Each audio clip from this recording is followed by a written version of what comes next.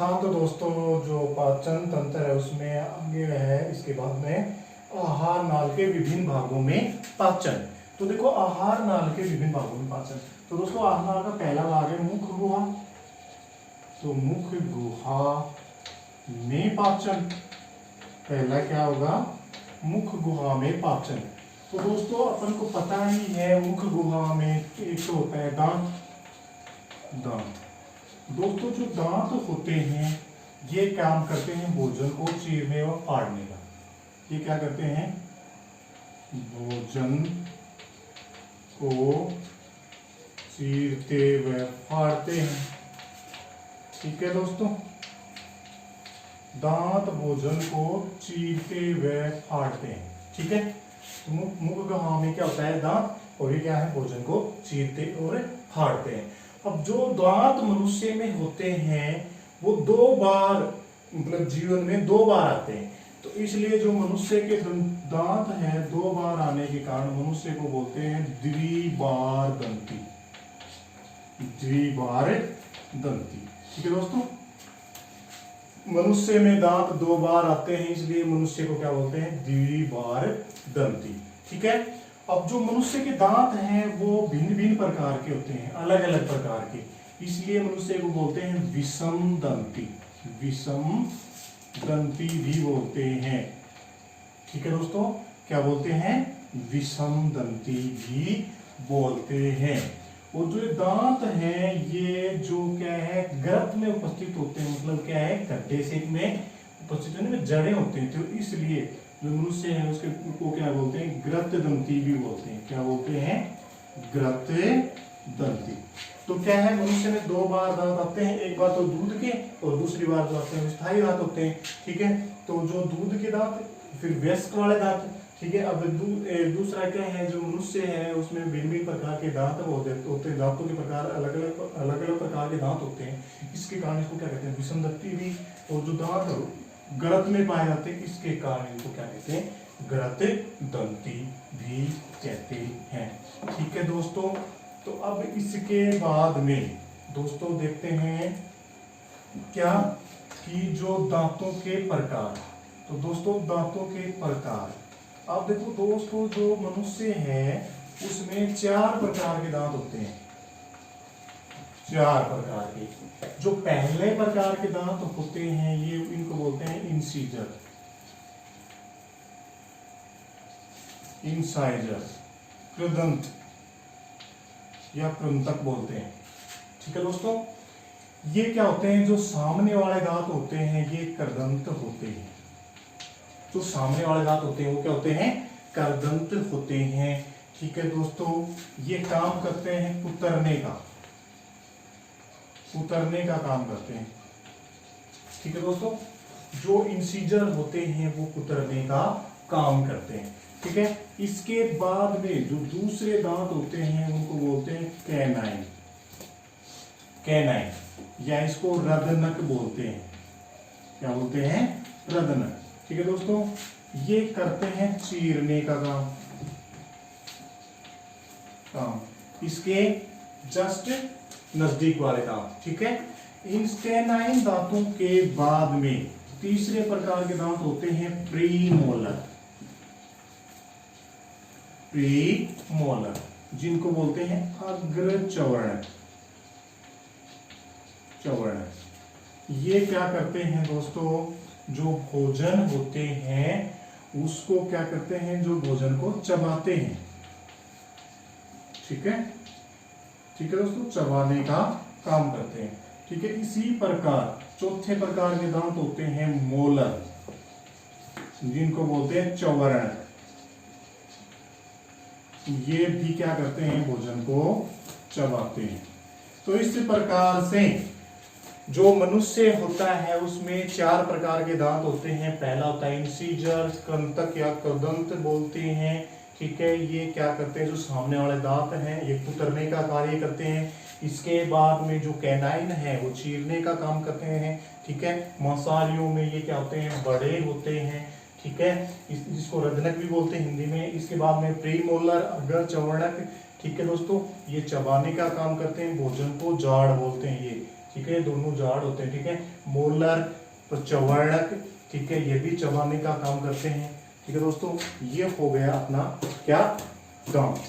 ठीक है, अब दोस्तों ये दांत कैसे कैसे होते हैं, देखो पहले जो बच्चे होते हैं उनमें तो कितने होते हैं, और जो वयस्क होते हैं उनमें कितने होते हैं दांत। तो देखो दोस्तों, दांत एक तो हो गया इंसीजर, दूसरा होगा कैनाइन, तीसरा होगा प्रीमोलर, और फिर चौथा हो गया मोलर। ठीक है, ये दांत के प्रकार हो गए। इसके बाद में ये बालकों में, और इसके बाद में वयस्क में। ठीक है दोस्तों, इसके बाद में वयस्क में। तो दोस्तों ये दांत तो बालकों में भी एक जबड़े में होते कितने हैं, दो और दो चार होते हैं। ठीक है, तो और ये कैनाइन भी क्या होते हैं, एक होता है।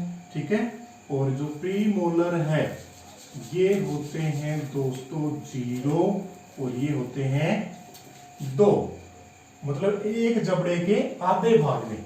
तो दोस्तों एक जबड़े के आधे भाग में बालक में जो ये दांत होते हैं, जो इंसीजर ये 2 होते हैं, फिर कैनाइन होता है 1, प्रीमोलर 0 और मोलर होते हैं 2। इस प्रकार टोटल दांत, इसको आधे जबड़े 2 और आधा जबड़ा, पूरा जबड़ा तो मतलब 2 से गुणा करेंगे, और नीचे वाला जबड़ा, ऊपर वाला जबड़ा 4 से गुणा करेंगे। ठीक है, 4 से, इसको भी 4 से, और इसको भी 4 से। ठीक है दोस्तों, तो ये हो गए 8, और ये भी, ये हो गए 4, ये हो गया 0, और ये हो गए 8।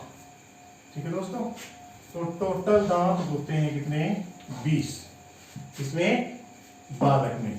और वयस्क में ये वाले जो इंसीजर होते हैं ये 2 ही होते हैं, 2 गुणा 4, ये 1 ही होता है, 1 गुणा 4। ठीक है दोस्तों, और इसके बाद में जो ये प्रीमोलर हैं ये भी 2 होते हैं, 2 गुणा 4, और ये होते हैं 3 गुणा 4, 4 3 12, 4 दूनी 8, और 4 और 4 दूनी 8। इस प्रकार से टोटल वयस्क में होते हैं 32 दांत।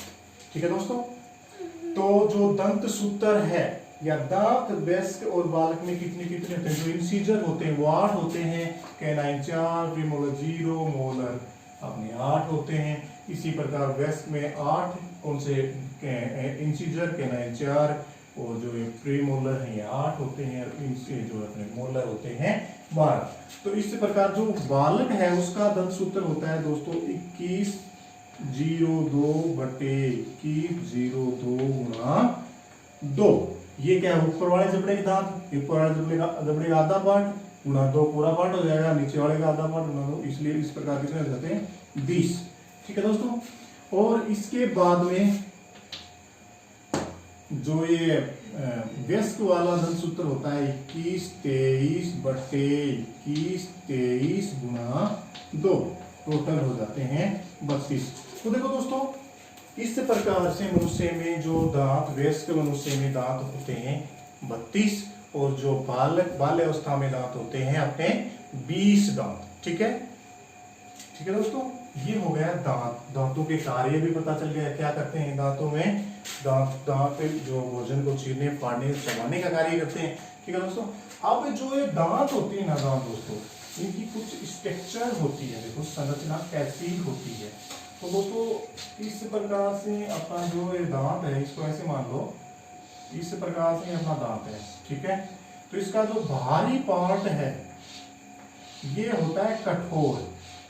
दोस्तों दांत का जो बाहरी पार्ट होता है ये क्या होता है, कठोर, जो बनाता है इनेमल का, इनेमल। ये सफेद पार्ट होता है दोस्तों, सफेद पार्ट। ठीक है, इनेमल। जो दांत का बाहरी आवरण होता है वो किससे बना होता है, इनेमल से। ठीक है, और इनेमल होता है अपना क्या, सफेद। ठीक है, इस जो इनेमल है इसके जस्ट नीचे दोस्तों होता है डेंटाइन। क्या होता है, डेंटाइन। ठीक है, और इस डेंटाइन्स से नर्व सेल जुड़ी होती हैं। क्या जुड़ी होती है, नर्व सेल। और ये नर्व सेल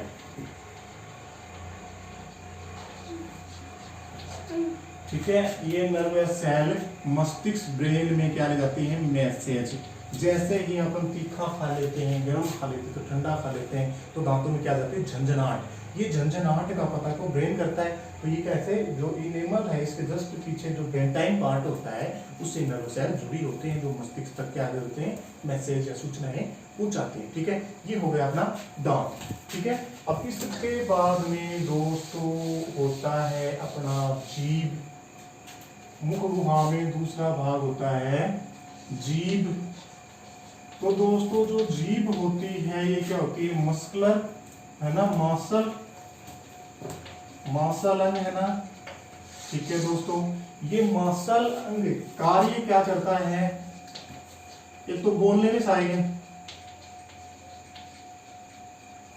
है, और एक भाई जो अपन खाना लेते हैं तो उसको मिलाता कौन है, वहां पे कि कोई मिक्सी थोड़ी है अंदर, तो उस मिलाने में भी कौन काम करता है, यही भोजन को मिलाता है। ठीक है, और क्या इसमें लार भी मिलाता है। ठीक है, ये अपनी जीभ। ठीक है दोस्तों, एक काम और भी होता है, ये क्या, स्वाद का पता। स्वाद का पता भी अपन लोग को किससे लगता है, जीभ से। क्यों, क्योंकि जीभ में क्या होती है, स्वाद कलिकाएं पाई जाती हैं। दोस्तों जीभ में क्या पाई जाती हैं, स्वाद कलिकाएं। ठीक है दोस्तों, आरजू देख लीजिए एक बार, जीभ में स्वाद कलिकाएं पाई जाती हैं। हाँ, तो अब ये जो जीभ होती है उसमें एक बार ना, जीभ में स्वाद कलिकाएं स्टार्ट। हाँ, तो जो ये जीभ है इसमें क्या पाई जाती हैं, स्वाद कलिकाएं। जो ये स्वाद कलिकाएं कैसे कैसे किस भाग पर कितनी होती हैं, देखो किस प्रकार से, ये अपने देख लेते हैं। ये मान लो अपनी क्या है, जीभ है। तो दोस्तों जिसका ये पहला पाराशर भाग होता है ना, ये इसमें मीठे का अनुभव करने वाली स्वाद कलिकाएं ज्यादा पाई जाती हैं। तो ये क्या है, मीठे का अनुभव करता है। ठीक है दोस्तों, और ये जो पार्श्व वाला भाग होता है ये दोस्तों करता है खट्टे का अनुभव, खट्टे का अनुभव। क्यों, क्योंकि यहां पर खट्टे का अनुभव करने वाले स्वाद कलिकाओं की मात्रा क्या होती है, ज्यादा। इसके बाद में जो लास्ट वाला पार्ट है, ये लास्ट वाला जो पार्ट है, ठीक है, ये लास्ट वाला पार्ट दोस्तों करता है कड़वे का अनुभव। और दोस्तों इस जो पार्श्व वाले पार्ट है, इसके जस्ट बाद वाला जो पार्ट है, इस जगह पे कोई स्वाद की नहीं होती। ठीक है, तो ये पार्ट होता है ना, ये करता है अपना नमकीन का अनुभव। ठीक है, ठीक है दोस्तों, ये हो गई अपनी जीभ। ठीक है दोस्तों, क्या है ये हो गई अपनी जीभ। तो जीभ का जो अग्र भाग है उसमें मीठे का अनुभव करने वाली स्वाद कलिकाएं अधिक पाई जाती हैं। ठीक है, पश्च भाग में कड़वे का, और साइड वाला क्या होता है, खट्टे का, और साइड वाला की जस्ट थोड़ी सी अंदर की ओर इसका नमकीन का अनुभव। ठीक है दोस्तों, ये हो गया मुख गुहा में पाचन का दूसरी जीभ का भाग भी हो गया, और दांत का भी हो चुका है। ठीक है दोस्तों, अब इसके बाद में तीसरी है दोस्तों लार ग्रंथि। लार ग्रंथि, या इसको अपन बोलते हैं लालारस ग्रंथि। ठीक है दोस्तों, इस ग्रंथि को, लार ग्रंथि को अपन ने दूसरा नाम लेते हैं लालारस ग्रंथि। तो दोस्तों देखो, ये लार ग्रंथि जो हमारी मुख गुहा होती है उसमें 3 जोड़ी लार ग्रंथियां पाई जाती हैं। 3 जोड़ी मतलब संख्या में कितनी होगी, 6। ठीक है, तो जो ये लार ग्रंथि होती है, एक जोड़ी तो होती है कर्णपट्टी के पास,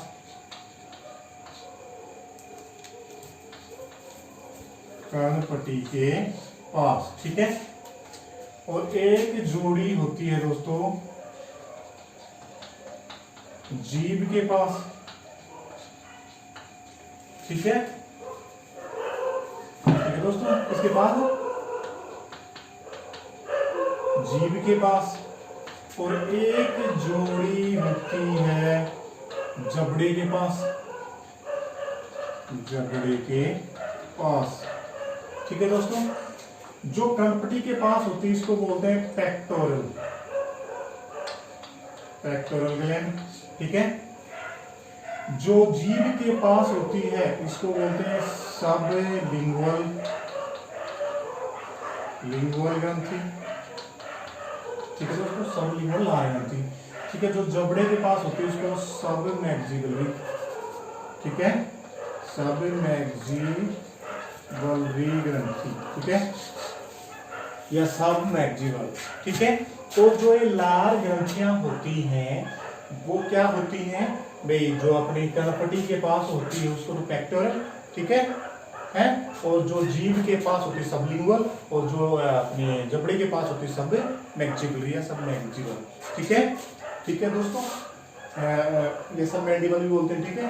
ये ग्रंथियां होती हैं, ये क्या करते हैं, लार का स्रावण करती हैं, ठीक है। और लार में क्या होता है, टाइलिन एंजाइम, टाइलिन एंजाइम, ठीक है दोस्तों। लार में क्या होता है, टाइलिन एंजाइम, ठीक है। और ये टाइलिन एंजाइम ये होता है जो कि दोस्तों स्टार्च, स्टार्च, ठीक है, स्टार्च को क्या करता है, मंड में परिवर्तित करता है, ठीक है दोस्तों। क्या करता है, टाइलिन एंजाइम स्टार्च को मंड में परिवर्तित करता है। इस प्रकार से दोस्तों जो मुख्य गुहा में जो पाचन हुआ वो किसका हुआ, कार्बोहाइड्रेट का, और कार्बोहाइड्रेट को किसमें, स्टार्च को किसमें कर दिया, मंड में परिवर्तित कर दिया, ठीक है। तो ये क्या है, लार में उपस्थित टाइलिन एंजाइम के द्वारा पाचन। तो मुख्य गुहा में सिर्फ और सिर्फ किसका पाचन हो रहा है, कार्बोहाइड्रेट का, ठीक है दोस्तों। अब जो जैसे ही अपन भोजन मुख्य गुहा में लेते हैं उससे पहले, भोजन से पहले पीएच इसका होता है 7.1, ठीक है दोस्तों। पीएच कहते हो रहा है 7.1, और जैसे ही भोजन ले लेते हैं तो इसके पीएच में कमी आ जाती है लगभग 6.9। तो जैसे ही भोजन लेते हैं तो मुख्य गुहा की पीएच 6.9 हो जाती है, तो मुख्य गुहा का माध्यम हो जाता है कैसा, अम्लीय। दोस्तों कैसा हो जाता है, मुख्य गुहा का माध्यम अम्लीय हो जाता है, ठीक है। अगर अपन भोजन करते हैं उसके बाद में वो दांतों की सफाई ना ही करें, तो जो दांत होते हैं दोस्तों उसमें जो भोजन के छोटे छोटे कण वो होते हैं, वो क्या है, उनमें जम जाते हैं, जिससे सूक्ष्म जीव पैदा हो जाते हैं, और जिससे जो मुख्य गुहा है उसकी पीएच को और कम कर देते हैं, और जो मुख्य गुहा है उसकी प्रकृति अम्लीय हो जाती है, और जिससे जो अपना दांतों का सफेद पार्ट होता है जिसको क्या कहते हैं, इनेमल, ये इनेमल नेस्ट हो जाता है। इसलिए दोस्तों अपन को डेली क्या करना चाहिए, ब्रश करना चाहिए। ब्रश में क्या होता है, या तो साल्ट होता है और या क्या होता है, दुर्बल क्षार, जो कि मुख्य गुहा की अम्लता को क्या करता है, नष्ट, और अम्लता नष्ट होने के कारण ही जो अपना इनेमल है, जो अपना दांतों का सफेद पार्ट है इनेमल, वो सुरक्षित रह पाता है, ठीक है। तो जो इनेमल, जो ये अपने दांतों का जो इनेमल है ना, ये अपने शरीर का सबसे कठोर पार्ट है दोस्तों। इनेमल शरीर का सबसे कठोर पार्ट भी है। इसके बाद दोस्तों, इसके बाद में आगे है ग्रसनी, ठीक है दोस्तों। तो मुख्य गुहा में जो भोजन है उसका माध्यम हो गया अम्लीय। इसके बाद है दोस्तों ग्रसनी, ग्रसनी में पाचन। तो दोस्तों देखो ग्रसनी है ना, इसमें पाचन की क्रिया नहीं होती है, ग्रसनी में पाचन की क्रिया नहीं होती है, ठीक है। बस सिर्फ भोजन को मुख्य गुहा से ग्रसनी में धकेला जाता है, ग्रसनी में कोई पाचन की क्रिया नहीं होती है। और ये ग्रसनी क्या है, श्वसन और पाचन दोनों का उपरिष्ट मार्ग है। बस ये कि ध्यान बात रखनी है, ध्यान इसमें ग्रसनी में क्या है, यह श्वसन व पाचन का उभयनिष्ठ मार्ग है, बस, ठीक है दोस्तों। ग्रसनी, श्वसन और पाचन का क्या है, उभयनिष्ठ मार्ग। बस इसमें पाचन नहीं होता। ठीक है, इसके बाद में ग्रसनी के बाद में दोस्तों भोजन आता है अपना ग्रास नली में पाचन।